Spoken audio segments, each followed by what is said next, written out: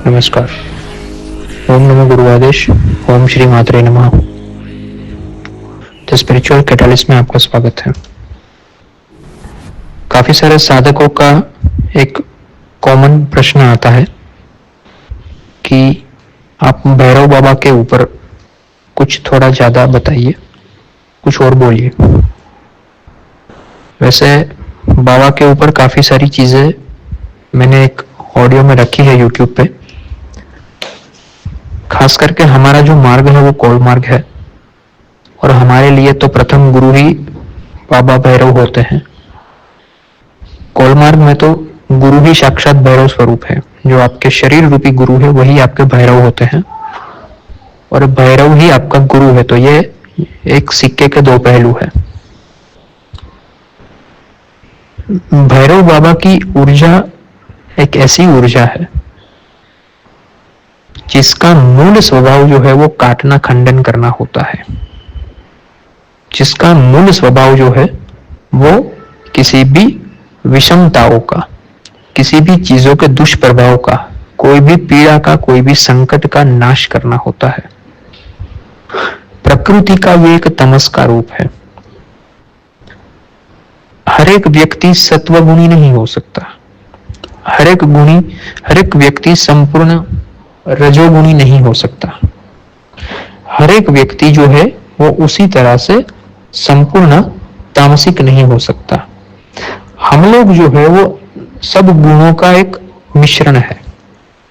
इसलिए हमारे स्वभाव में, हमारे प्रकृति में कई बार समयांतर पे चेंजेस दिखते हैं। कभी एकदम हमारे अंदर दया और करुणा फूट फूट के निकलती है। कभी एकदम हम भोक्ता की दृष्टि से संसार को देखते हैं कि सब कुछ पा लेना है, बस जी लेना है जीवन को, रजोवृत्ति है हमारी। और कभी ऐसी विध्वंस की परिस्थिति में आ जाते हैं कि सब तहस नहस कर देना है। एक भी गुण जो है वो दुर्गुण नहीं है। सत्वगुण है, रजोगुण है या तामस है, ये कोई भी दुर्गुण नहीं है। ये ऊर्जाओं का अलग अलग आयाम में अभिव्यक्ति है और कुछ नहीं है।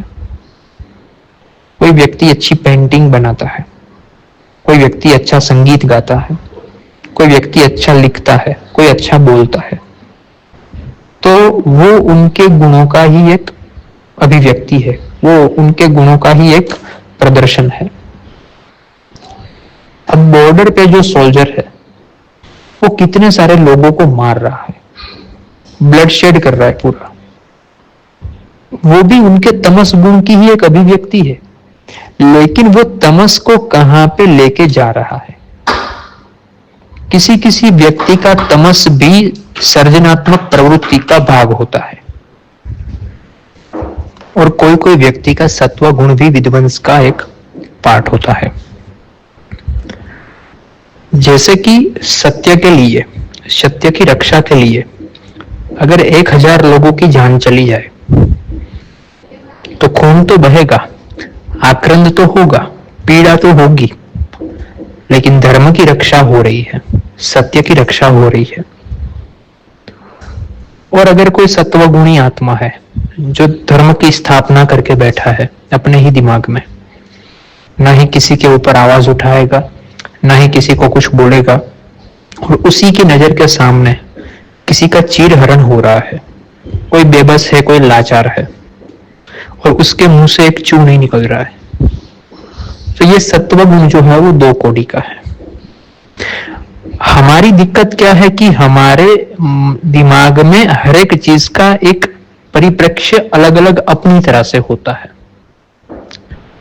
किसी भी चीज को ना 3 डायमेंशन से देखा जाता है। एक सामने वाले का मत, एक हमारा मत और एक जो सत्य है वो। हमें 3rd डायमेंशन को पकड़ना होता है, सत्य को। यहाँ पे मेरा ओपिनियन क्या है या आपका ओपिनियन क्या है वो मायने नहीं लगता। यहाँ पे सत्य क्या है वो मायने लगता है। भैरव जो है वो सत्य को लेके चलने वाली ऊर्जा है।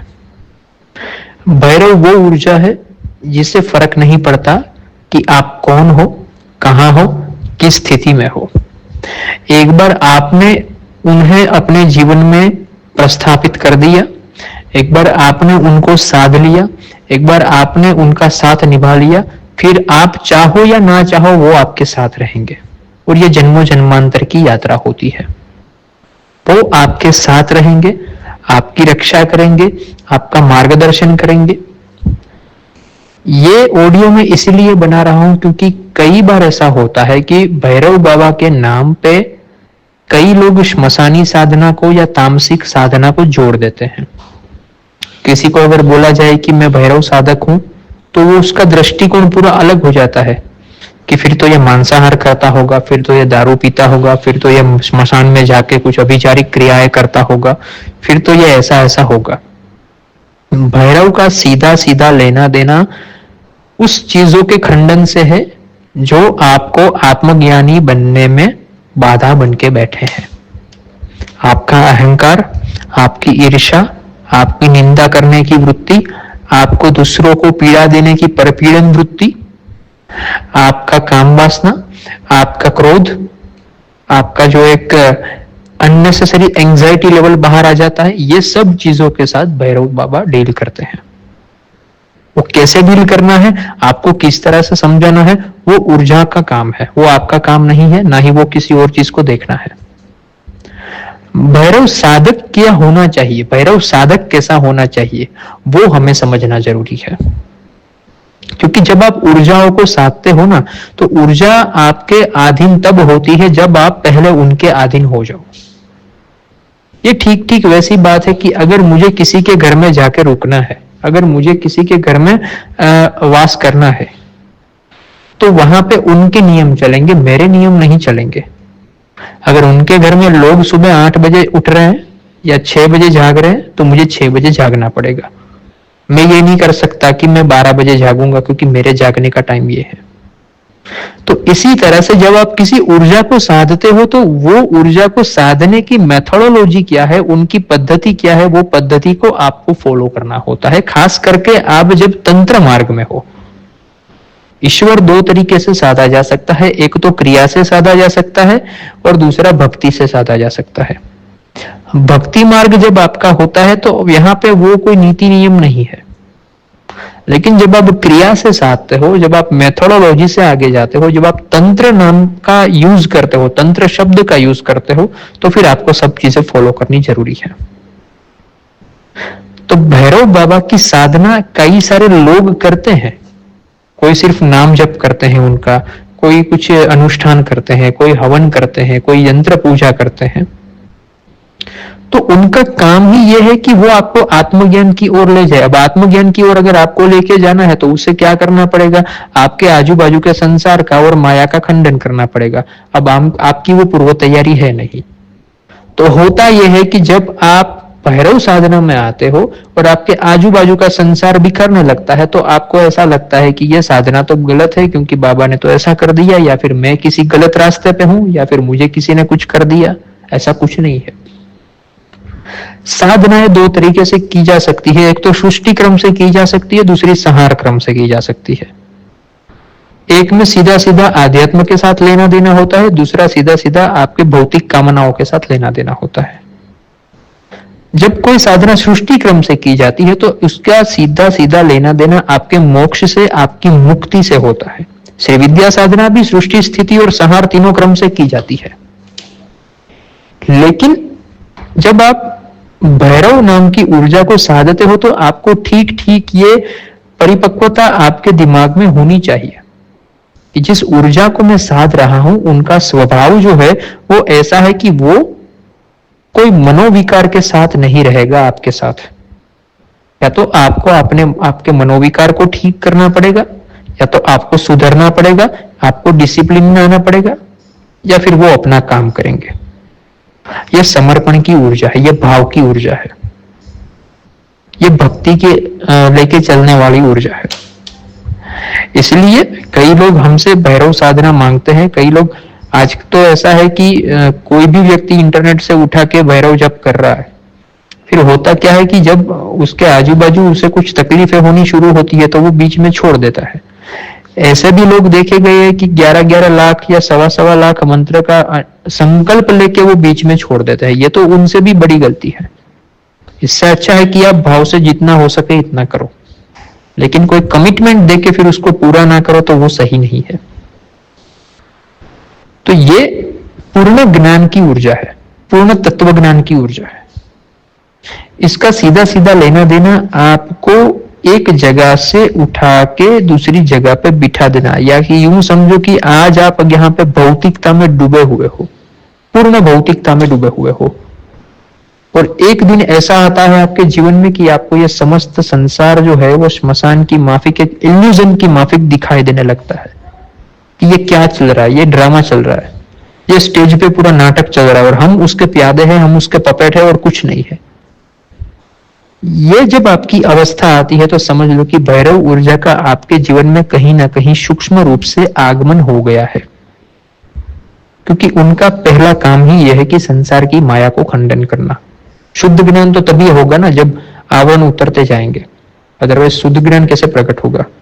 तो वहां से आपकी जो है वो यात्रा शुरू होती है। बेसिकली तो शिव ने अपने ही अंदर से भैरव ऊर्जा का आविष्कार ही इसीलिए किया था, प्रकट ही इसलिए किया था ना कि ब्रह्मा जो था उनका अहंकार का खंडन करना था। तो ब्रह्मा यानी क्या है? ब्रह्मा यानी आपकी बुद्धि है। आपकी बुद्धि को जब ये अहंकार आता है कि मैं ही सर्वश्रेष्ठ हूं, मेरे से ऊपर कोई नहीं है, तो आपका शिव यानी कि आपका ज्ञान, ज्ञान यानी कि आपका गुरु, वो आपका गला काटता है। गला काटता है मतलब क्या है? लिटरली धड़ से अलग थोड़ी करना होता है। गला काटने का मतलब है कि अहंकार का खंडन करता है। तो जब आपका ज्ञान आपकी बुद्धि के अहंकार का खंडन करता है तो वो खंडन करने के लिए एक उग्र रूप धारण करना पड़ता है। वो उग्र रूप जो है वो आपका भैरव है। ये भैरव तत्व की समझ है। तो जब आप साधना मार्ग में आते हो तो आपको ये पता होना चाहिए, आपकी एक पूर्व तैयारी होनी चाहिए कि अगर मैं साधना में बैठूं और 1-1.5 महीने में, 2 महीने में अगर चीजें मेरे मुताबिक ना हो और इधर उधर हो जाए, ठीक है, तो मुझे विचलित नहीं होना है, मुझे सिर्फ साधना करते रहना है।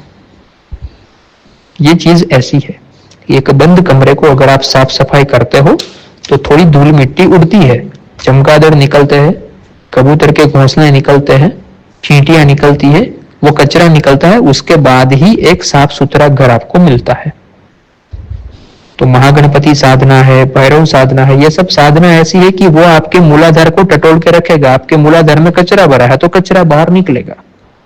तो वो जब कचरा बाहर निकलता है तो उसे देखने की और सूंघने की आपकी क्षमता होनी चाहिए। अगर वो क्षमता नहीं है तो फिर आप कोई और साधना कर सकते हो, छोटी मोटी, जिसको साधना का नाम नहीं दे सकते, लेकिन एक भक्ति कर सकते हो, या नॉर्मल आप पूजा पाठ कर सकते हो।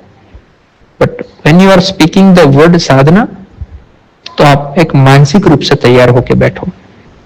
आज के लिए इतना ही। ओम नमो गुरु आदेश। जय भैरव बाबा।